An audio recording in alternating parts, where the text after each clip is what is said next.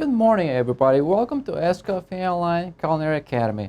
My name is Chef Cesar, and today I want to talk about something very important, which is kitchen sanitation. A chef not only has to be able to prepare wonderful dishes and have high standards when he buys his products to prepare his dishes, but also when it comes to cleaning his kitchen and sanitation and all the kitchen utensils, cutting boards. It's a very important part of the food service operation. As we all know, we hear on the news and TV that sometimes food outbreaks happen, and you know what? That's a nightmare for a chef. That could be the end of his career. You don't want this to happen to anybody, and that's why everybody in the restaurant industry has to have good sanitation standards. It all begins with good personal hygiene. When you go to work in the kitchen, you gotta come up, with a nice clean jacket, nice uniform, clean pants, well groomed. You gotta, short fingernails. And this has to be in a daily basis. You gotta wear a clean uniform every day that you come to work. And not only that, you gotta keep in mind that you have to, be cleaning your area as you work in a daily basis. And there's, some of the things, I don't want to scare you, but you know what? You heard on TV, like I said before, these things can happen. But you know what? If you have a system in place that's gonna stop this from happening, you shouldn't have to worry about that much. But still, you have to keep on this every day. You can't just, say, okay, well, I do this one day and next day everything's going to be fine. No, it won't be fine. You have to really keep on top of these things every day. I know that every state that you live in, your health department has regulations that, somebody in the kitchen has to go to a sanitation class. Now the rules have changed a little bit here in Illinois. Now everybody that has to do with food preparation has to be in the class, has to take this class for your sanitation permit. And not only that, the piece of paper doesn't mean anything really. If you don't put to practice what you learn in the classroom, it doesn't do any good. So you really have to keep in mind that every day you follow this, by the book. Because, it only takes a little mistake to get people sick. And imagine, if you work in a really nice place, you're the chef, you're in charge, and one day an outbreak happens. Wow, that could be devastating, for your career, for everybody that works in a restaurant to be out of the job, the restaurant owner, lawsuits everywhere. So this is one of those things that when I was working in the business as a chef, I took very serious. You have to really, do this on a daily basis. You have to keep your staff, remind them constantly to keep, cleaning. And what is a good cleaning solution? Like in the restaurant, we do, we have bleach is a good one. Like at home, a lot of people I see them using white vinegar. That's not a good cleaning sanitizing solution. I know vinegar, it won't kill anything, to be honest with you. I know somewhere in a program it says that vinegar, honestly, personally, I would never use that. And it's something you have in your house, that we use to clean our whites and make them nice and white. It's bleach. Something very easy. And you can get one little bucket, you can make your own. You don't have to go out there and buy, something expensive at the store. Just get like a little bucket, clear bucket. We use some of this in the restaurant, they're really common. We use little bigger ones than this, and every station in the restaurant has one of these little bucket with a sanitizing solution. And what we do, how we make one? Just some water. Do about this holds about half a gallon, and there's rule of thumb. If you use like 1 gallon of bleach, you should put like 1 cap full of 1 gallon of water. You should use 1 cap full of bleach for each gallon of water. This should be like enough to have a nice strong solution. But today we're gonna use a little less because I want to show you. We also have in the restaurant industry little test papers. They show you when you put bleach like this, okay? I'm gonna show you these little papers that we use in the restaurant. They're called test strips, and they're a little white piece of paper. And when we put them in a bleach solution, they're gonna change colors. I want to show you. This is only like a half a gallon, I would say. So we're gonna put like a half a cap bleach, not too much. Okay, that should be good enough. And you can do this at home. Also, if you do it at home, if you want to put it in a spray bottle, make sure you put a label. Because we, even in the restaurant too, we have like, chemicals that have to be labeled so we know what's in them. And now that we put a bleach, I want to show you. This is how we test it in the restaurant. You don't have to do this at home because, I'm telling you, the one gallon of water, 1 cup of bleach works great. So this is going to change colors, you see? And we have this little on the side of this thing. It's got like a little. It tells you like 200 parts per million, 50, and the darker it gets, the more bleach it's in there. It's more concentrated. So you don't want to go over 200 parts per million because it's a bit too strong too. You don't want to put too much bleach in your cutting boards and your plates. So that should be no more than 200. So this is like perfect. A half a cup bleach for a half a gallon of water. And like I said, try to get away from the vinegar. White vinegar really doesn't work, doesn't do anything, because some bacteria are really tough. They can live through that, and they can actually live in the vinegar, and they will not die. So you don't want to, have anybody sick, even in your own home. We only think that this happens only at the restaurant, that people get sick. It could happen in your own house. If you're not careful, I'm gonna show you in a little while. I have a little experiment for you to see, and it's really interesting. I want, it's gonna be fun. I'm gonna leave that for the end.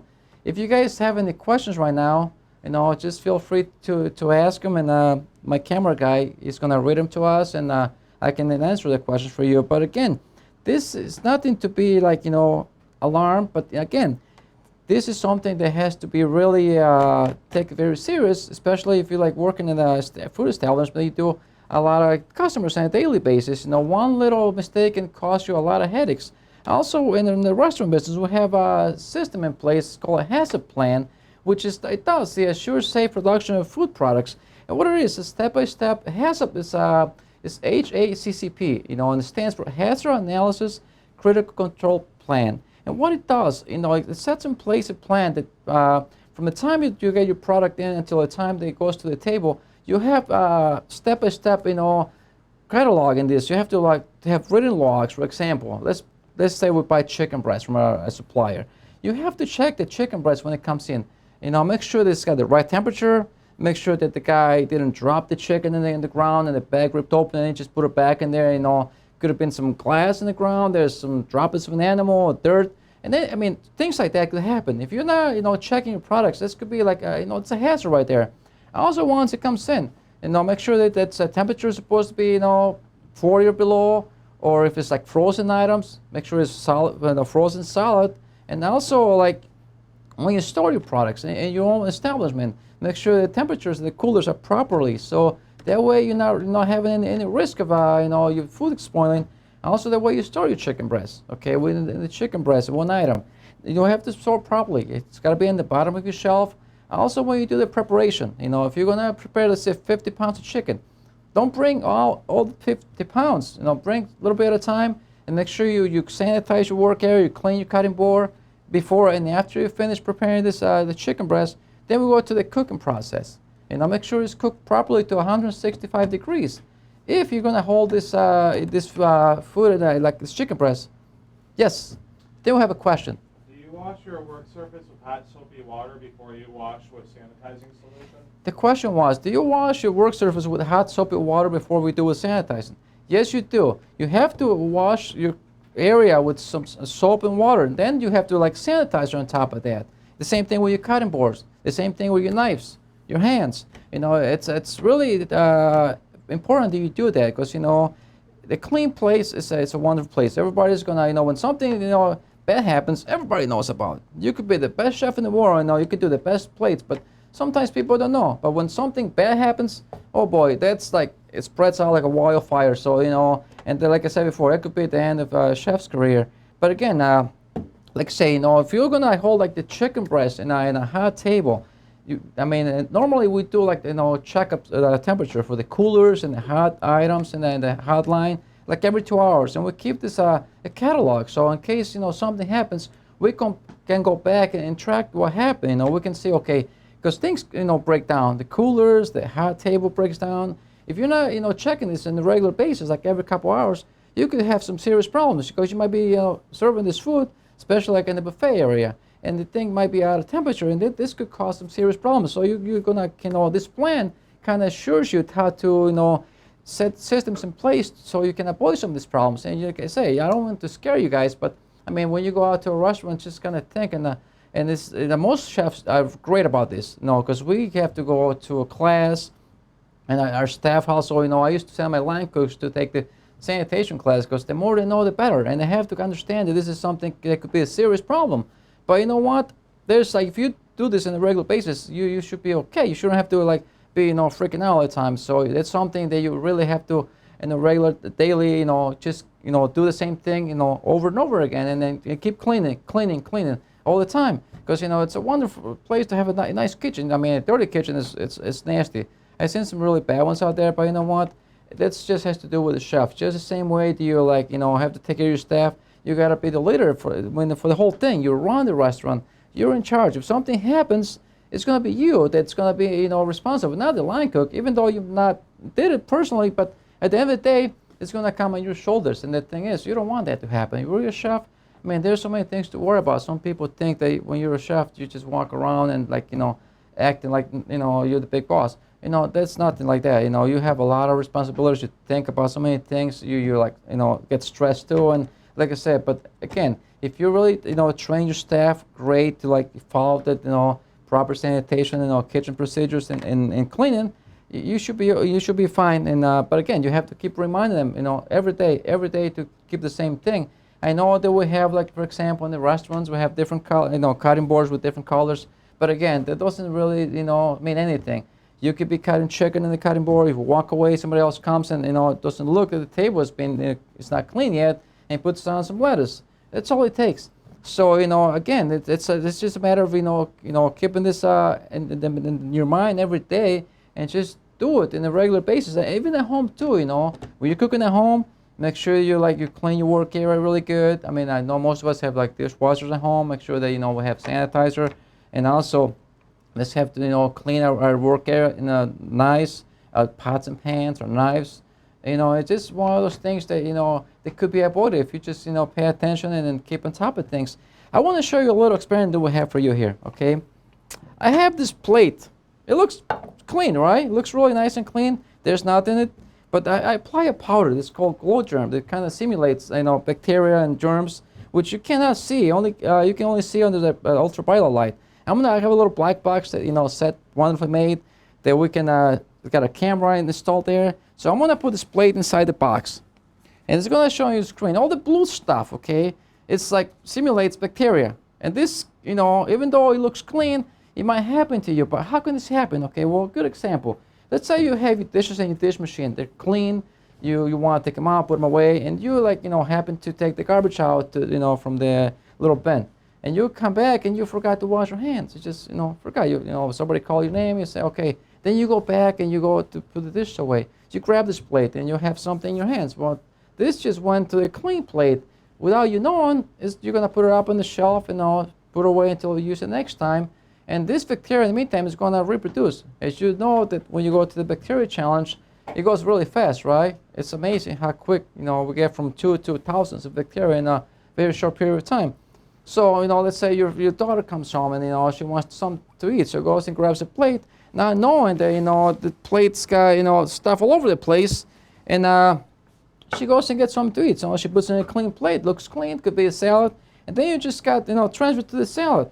And this is really, not a good thing, because it could happen. I'm not saying it will, but it's one of those things that it could happen. I want to just show you one little thing. I want to wash it off a little bit, not scrub it, just rinse it a little bit, and you're going to see that some of the stuff doesn't fall off. Most of the stuff stays in there. Even though it's I rinse it off really good. That's why it's really important that we do our dishes properly. When you're scrubbing stuff, you see hot water, scrub it really well. I'm going to put it back in this box, okay?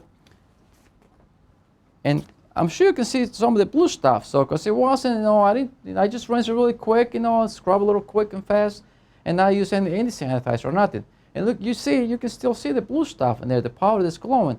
That could be we really have to do our dishes properly, do our boards properly, and this is gonna save a lot of headaches, So there's a proper way to do things. And like I say, I don't want to, scare you away not to go out to eat in a restaurant, because most places, they have, regular inspectors come to check your place. And then believe me, most of the places are really safe. But again, a little mistake can cost you a lot of headaches. And like I say, you can avoid all these things if you just follow the proper, cleaning, procedures in your kitchen. Who wants to eat from a dirty kitchen? I don't. And every chef should be really proud that, they have a nice, clean kitchen. And also, remind your staff with how important it is to have a clean kitchen, and also keep this in your mind all the time. Do it properly, and it doesn't take more than 5 minutes to have a nice clean area. Every time you switch jobs, wash your hands, clean your work area, sanitize your cutting board. And you know, you're gonna solve so many problems. If you get to this into a habit, you're just gonna do it. You're gonna do it. You're not gonna be able to even think about it. If you get into like a rhythm, and every time you do something, you know, clean your work area. For example, when you guys do, you know, at home, like your chicken assignments, if you want to do vegetables, cut your vegetables before you do the chicken. That way you don't have to be washing your cutting board so many times. So you do your vegetables, you know, like it could be like green beans or broccoli. Just, you know, you can just wipe down the board. You don't have to like clean it again, because you're gonna, you know, put chicken and you're gonna cook the chicken. So, but if you do the other way around, you have to, like, you know, clean it really well, your cutting board, your area, before you put any other item in the cutting board. You have to clean really well and then make sure that it's sanitized properly. And that's, you know, going avoid so many problems, so many headaches. Because just imagine, you know, you're working in a place, and even at home, and somebody gets sick, and, you know, God forbid, you know, they pass away. That's devastating, you know, and something that, you know, and it has happened. You know, I'm not saying that, you know, it has happened in the past. And it's so hard to hear these things, because every time you go to take these classes with the health department, sanitation or whatever, they tell you the stories. And believe me, it's heartbreaking to hear how, you know, how like, a little careless mistakes can cause so much pain and suffering for families. You know, imagine your daughter, you know, got sick and, you know, God forbid, passed away. And it's something that could have been avoided. So these things, you know, has happened. I don't want to scare you and kind of, you know, be panicking, but if you do this, you know, and keep this in mind, that, you know, bad things can happen if you don't follow the proper cleaning procedures. So, you know, it was really nice. I hope you guys enjoy this, and just keep in mind that a good, clean kitchen is a safe kitchen, and there's no reason why you couldn't do this in a daily basis. So every time you go to the kitchen, think about, you know, clean, clean, clean. Thank you so much, and I will see you next week for another great. I'm gonna probably do pesto next week, I think. And some of you guys, I'm gonna see you in graduation coming this coming weekend. We're gonna have a virtual graduation for every graduate that has graduated program. And then again, I see you then, and I see you next week. Have a nice day. Talk to you later.